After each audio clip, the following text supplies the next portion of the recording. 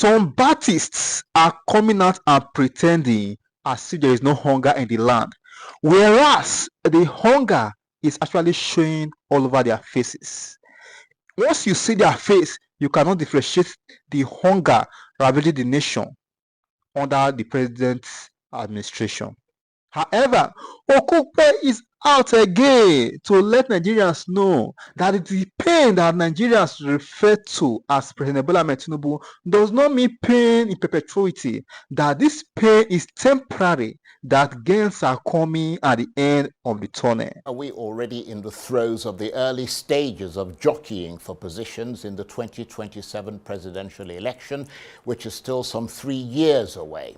Well, if you've been following the news here on Arise TV and elsewhere, you would have heard the rising volume of the political chatter led by northern politicians who've been holding unification meetings and declaring in clear terms that they are positioning for 2027. But it's drawn the scorn of many southern politicians who are accusing the North of acting as if they have an entitlement to power. They say that after ruling Nigeria for 48 of its 64 years of independence, the North has left this country, especially their own northern region, mired in the economic, social, and political rot that it currently is in. But northern politicians counter by saying that under President Tinubu, this country has never had it so bad. So, in the face of what many see as an ailing, failing economy, and against the backdrop of the growing opposition from the huge voting bloc that the North represents, can President Tinubu repeat his 2023 feat and hold on to power in 2027? Or will the cable be cut?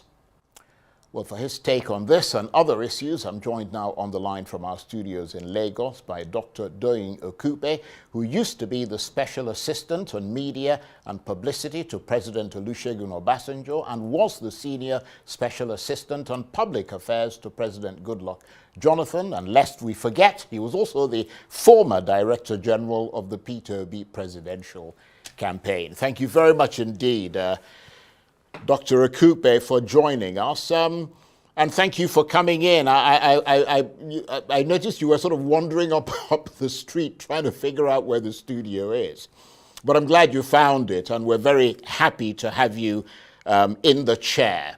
Let's start by talking about the positioning for power in 2027. The North have started trying to align that movement in their favor. They're uniting various groups under the umbrella of the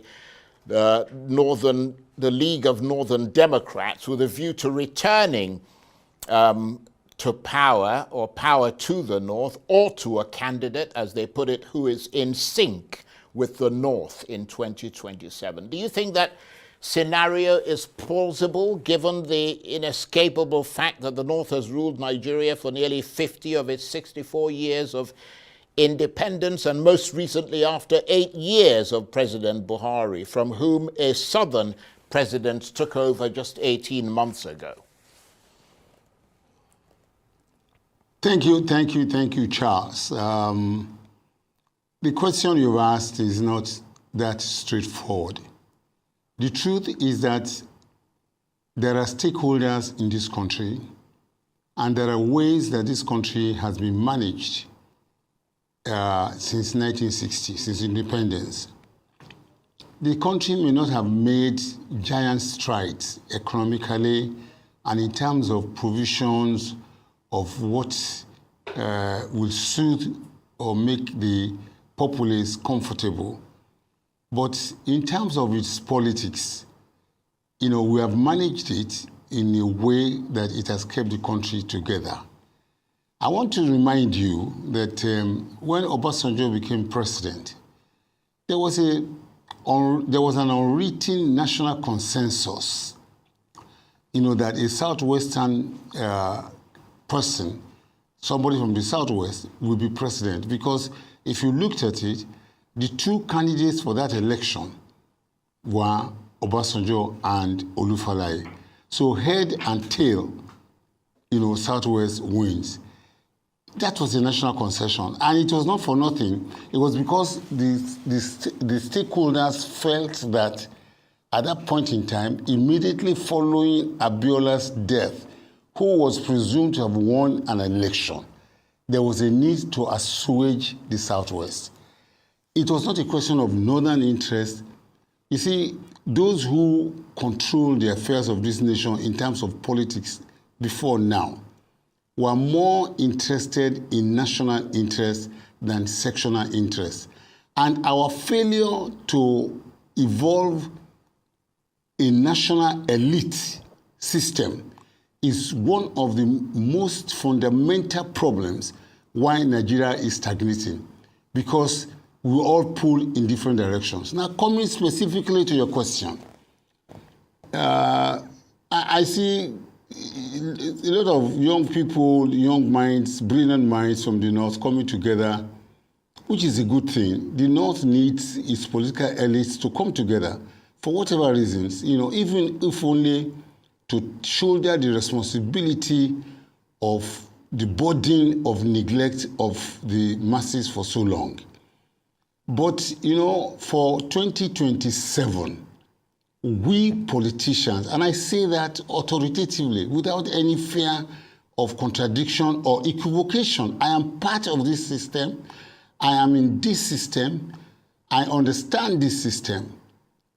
In 2027, power cannot return to the North yet.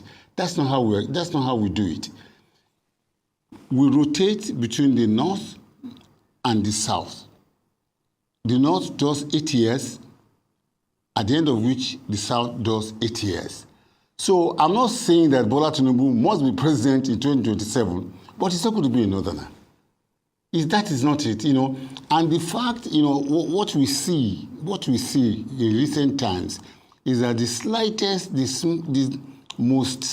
simplest thing that some of our young people in the North consider to be irritable, then the question is that, okay, we will show our hand in 2027. We will speak in 2027. This country was brought together by not even coercion, by cooperation, understanding, and concession on all fronts. There were times when, the North did not have the requisite people to fill positions in the federal system. There was a concession that the North must be accommodated. We had things like federal character because of that. We've had things like, even if you look at JAMB, what somebody in Abia scores and, does not, he cannot enter university. Somebody elsewhere in the North scores, less than 20% of that and is admitted because we believe that the North is educationally disadvantaged. This is how we have run this country. We have run this country with a lot of collaboration, with a lot of brotherhood, with a lot of patriotism. It's not this brigandry, threatening, like, okay, we will do this. The North must, if you look at Babangida, President Babangida, President Obasanjo, Abdul Salam, and General Ibrahim, these are, and Tiwa Janjuma, these are some of the people who have managed the affairs of this country in terms of political balancing for the last 25 years. They're growing lesser in influence, they're dwindling in consideration, and they're advancing in age. But unfortunately, and I regret to say this, they have not been able to raise, an elite class, younger group, that can effectively take over from them along the same platforms on which we have grounded this polity that it is the way it is today. That's a good opening analysis. Nevertheless, some people have suggested that the best way forward for the North in 2027 is to find a Southern candidate to support, which is along the lines of what you're hinting at, rather than field a Northern candidate, because this would honor and respect the agreement which allows each region to do 8 years. But the North has countered by saying that if they were to field a Southern candidate in 2027, that candidate would also want to do 8 years, which would, breach that 8-year rotation plan for the North to fulfill its presidential allocation. What do you think of that? It's a political quagmire. If the North decides to field another Southern candidate against Bola Tinubu, then the North will have shot itself in the leg. Don't forget, this is a third world country. Let us assume that you bring a new person and he wins. There's no agreement he will make with you. He will not spend another 8 years. So, you just extended the lifespan of the rotation to the South by another 4 years. So why don't we, what has Bola Tinubu done? Let's come to terms with this. What has Bola Tinubu done? Bola Tinubu has come with very serious reforms, that will take the country away from, the situation in which it had been undergoing for the past 8 to 10 years. I will say it here on public television. This is the truth. This government has not been able to articulate this position, but those of us who are watching from the outside, we can see it. As of the time that the Bola Tinubu administration was coming into power, the country was finished, was socially, economically finished. We were spending 98% of our revenue. 98 cents on every dollar was being used to, for debt servicing. We were subsidizing fuel, we were subsidizing power, we were subsidizing virtually everything. There was there was very severe and serious arbitrage in the foreign exchange market. Now, so what did the Buhari administration do? They just went ahead and printed and continued to print money until they printed up to 30 trillion. So Nigerians did not feel it because it was, the money was still being available, although it was not backed by anything. There are a few countries that have done this in the past. So it's not a matter of Nigeria is rich. Venezuela is extremely, one of the largest reservoirs of crude oil in the world. The poverty in Venezuela is worse than here. And I will show you something. This is Zimbabwe dollar. On this paper, or on this currency, is $100 trillion. Zimbabwe dollar, 100 trillion. It is probably worth about $15, $16, or $17. It will not buy in Zimbabwe 2 live fowls. Now, this is what Bola Tinubu has saved Nigeria from. If Bola Tinubu wanted to be popular and wanted to be, for him to be sang and all that, he would just go back and continue what was being done before, continue to print money until, God forbid, we approach this level. And, I have had people complain, which is legitimate, that dollar is 1,700. It could have been worse. It could have been 17,000. That fuel is 1,000. It could have been worse. It could have been 3,000 or 4,000 per liter.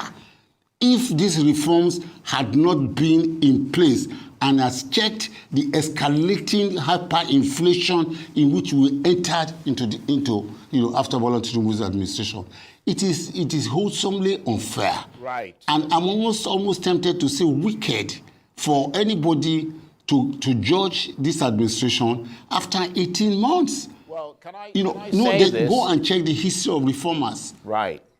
I think you've made some good points there, but the fact is, Dr. Okupe, there is no debate, is there? The cost of living crisis is evidently happening. It's biting very hard. Manufacturing is collapsing. Foreign investors are not coming in, and those that are here are leaving because of a foreign exchange crunch, a lack of infrastructure such as electricity, which is also killing domestic industries. Poverty is growing. economic losses are growing and have been growing for the last 9.5 years of an APC government. And all that is baked into the failure of the government's reform policies, because you need all those trends to be reversed for those policies to work, don't you? I mean, so there is no debate that this country's trajectory, Charles, is a real and present danger Charles, to the survival and failure of Nigerians. And it's simply not clear where the government is going to find the leverage to change that. Go ahead. Now, can I come in here? Yes. Charles, you know, you are on a wrong premise to be saying 9.5 years of APC government. Doyin Okupe, when APC was formed, I publicly declared it, you know, a conglomerate of strange bedfellows.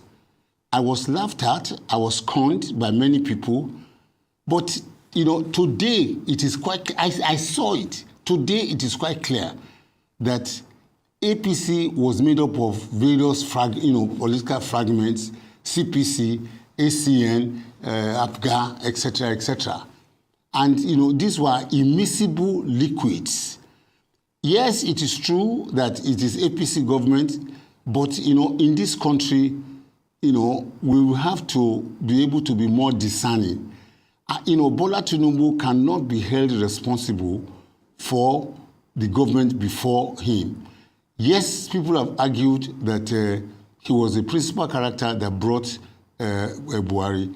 When Buhari was brought up as a candidate, more than half of the population of Nigeria jubilated. So, you know, we all assumed that, you know, the general was going to do well. The Yoruba people say that, look, you know, if the masquerade has already given birth to his child and the child cannot dance, that's the problem of the child, not the problem of the masquerade that birthed it. So, you know, what you also said on the issue of manufacturing, on the issue of, you know, foreign direct investment and all that, you know, recent events have proven that to be wrong. Today, the MBS came up with their report to show that there's a 3% growth in GDP. And the manufacturing that you mentioned was part and parcel of that growth. There was growth in the manufacturing sector in the last quarter of this year than previous year, and the foreign direct investment is also increasing. And let me tell you, I told you that Buhari printed 30 trillion, which attracted about 7 trillion interest. That 7 trillion interest has been paid by Bola Tinubu. The airlines were being owed about $7 billion, and it was, you know, traveling by Nigerians will have been crippled, or Lagos, London will have come to something like 12 million naira for economy. But, you know, this administration, in less than 1 year, has sorted that out. We must, these reforms that are in place are beginning to show signs of productivity. So, there's, you know, when you go into the generalization that 9.5 years, that is not true, that is not correct. Let us agree, let us be factual, let us know, you know, that, okay, this is where this administration started, this is, you know, this is where they say they're going, this is how far they're going. And then we support the administration to achieve its objective, not to castigate and bring it down and demonize it. Right. Well, I mean, maybe there should have been a government-issued pamphlet sent to Nigerians by the Tinubu administration advising people how to prepare and cope in the event of the economic crisis that they were unleashing on the Nigerian people. Maybe that might have helped, because the numbers that you're quoting means absolutely nothing. The government is not unleashing. Let me just make the point. The numbers you're quoting mean absolutely nothing for the tens of millions of Nigerians who've been pushed into extreme poverty, and for a lot of the people who are living on the street, walking down the streets, and a lot of people who are middle class who have been pushed into a lower income bracket. I mean, when you look at the growing restlessness in the north, which is what we started this discussion with, in the southeast, the Niger Delta, which have come out, some of their leaders, to say they're no longer going to associate with President Tinubu, and even parts of the southwest, one would be forgiven for thinking that this country is on the cusp of a major breakdown. What do you think can change that and get everyone to rally round the Tinubu government? If he's doing all these great things you say he's doing, why aren't people rallying around him? Charles, the lifespan of an administration in the first instance is 4 years, is only 4 years. If you have had a rottenness that was unabated for more than 8 years, you think it can be fixed in 8 months? It cannot. I personally feel that whoever wanted to run for president after a Buhari administration, must have lost his mind. Because, why are we developing selective amnesia, especially we elites? We had a country that for 8 years was totally, socially, economically, financially unattended to. And yet, in all those 8 years, there were no threats, there were no complaints, there was silence from everywhere. Everywhere was was in a state of acquiescence. Now, somebody else now takes over this rottenness, and before he can even sit down on the seat, you're saying that you just mentioned now that there's a lot of childhood restlessness, or youth restlessness in the north.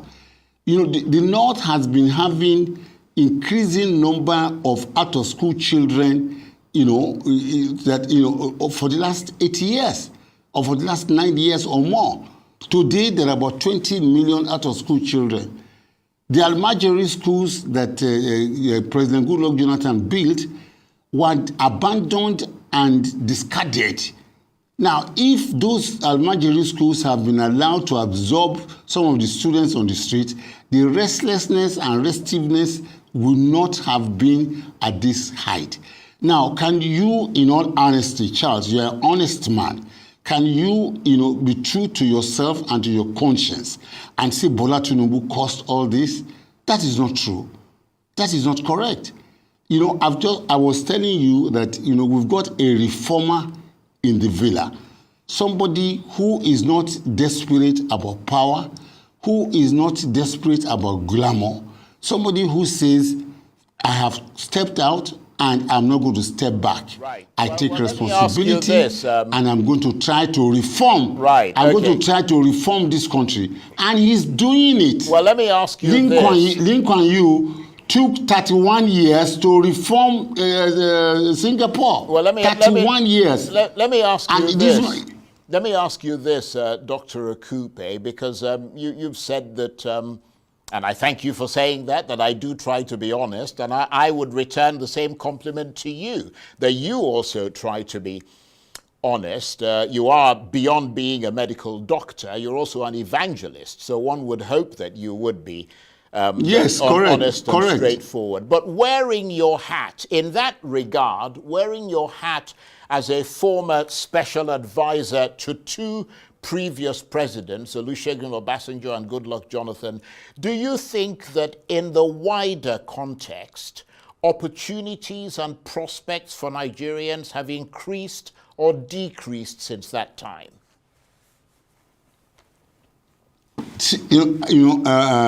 Charles, I am a Christian, I am an evangelist, and I am a witness for Christ. I am not going to stand here for any reason. I do not desire to be minister or commissioner or anything. So I have little to gain My point is just that I want the country to move forward and to succeed. And I'm not rabidly opposed to the gentleman that is there right now. The truth of the matter is that opportunities have long gone, flown out of perspectives. It is now with the pillars that are being laid down that opportunities, new opportunities are now being created. Do you want to talk about the children who could not go to school because their parents, did not have money? It will have been worse now because people cannot even feed. That means a lot more of our youth will not be able to enter university. Today, Bola Tinubu has made poverty not to be an issue or an excuse not to be educated. There's a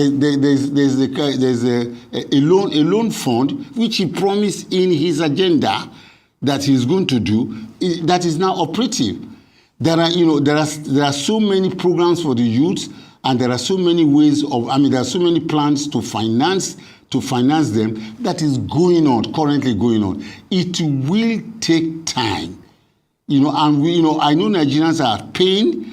I know, they say T-pain, which means Tinubu pain, but the truth of the matter is that it's not Tinubu pain, it is temporary pain for permanent gain. When there's a reform that is going on, there's nowhere any reform takes place that there are no temporary pains. And, if there are no pains, there are no gains. We must all go through. I remember very well when Ikorodu Road was being constructed, my late brother, Idowu Okupe, used to live in Okupe Estate. He got home every day, and his children, he got home at 1:30 a.m., 2:30 a.m. They suffered. It's not just him as a family. Many people on that axis suffered. But today, we drive to the Ikorodu Road in 12 minutes, in 10 minutes, in 20 seconds. A generation paid and suffered for that construction that was done in Metropolis at that time. So, a generation will have to go through some temporary pain so that, generations coming behind and even those who are still alive can enjoy a much more permanent gain. This opposition mantra, the problem with the Bola Tinubu is this. During the election, let me just land, very briefly. During the election, we had 4 major candidates. When you have strong candidates like that, it is difficult to amass enough votes to be able to have a majority. The Bola Tinubu administration came in with about 35, 36, 37% total votes. So those who are in opposition, who have lost, who are Africans by nature, who are bad losers, are those who are fanning this ember of criticism, of not doing well, of saying that, he has abandoned us. Elections are over, Charles. Nigerians must go back and let us look at the governance. Let us critically, on bias and on prejudice, look at what work is being done. Right. Okay. Well, just I want to thank you very much indeed for joining us. Always brilliant talking with you. There are a lot of things I wanted to discuss with you, but I think we've kind of exhausted the time. But before we go, let me just make this point very quickly. I'm just getting a text from a very well-respected Nigerian economist who doesn't take any political sides. And it's a female, by the way. She is saying the numbers are clear. Tinubu's macroeconomic numbers are worse, period. Numbers don't lie. Things are getting worse, and the macroeconomic numbers don't support Doyin Okupe's claims. Unfortunately, you won't have a time to respond to that. I disagree. You won't have. Well, I disagree, and I have an idea of who you are talking about. It's fine that you disagree. It's intellectual fraud. We will have to leave that. Intellectual fraud. We'll have to leave that to say for that another day. It's intellectual fraud. Right. I want to thank you. I don't believe that, and it is not correct. It's part of well, you've made that point. It's part of the gang up and conspiracy. Right. Okay. Okupe insisted that President Bola Tinubu's policies will bring in gains. will bring in benefits for Nigerians, and Nigerians will be patient with the president. This is not the first time Okupe is trying to paint the narrative that the president, T-Pain, the name that was coined for the president by Nigerians, does not mean perpetual or permanent pain. That was a temporary pain. Okupe, few weeks ago, also came out on Channels TV to make the same claim and paint same narrative. Many question Okupe's loyalty to President Bola Ahmed Tinubu and how he tried to berate his former boss, Peter Obi. Recall that during the presidential election, he was working as a senior team member, a spokesperson under the Peter Obi campaign team. Many claim that he left the campaign and went back to President Bola Ahmed Tinubu after he was accused of corrupt practices.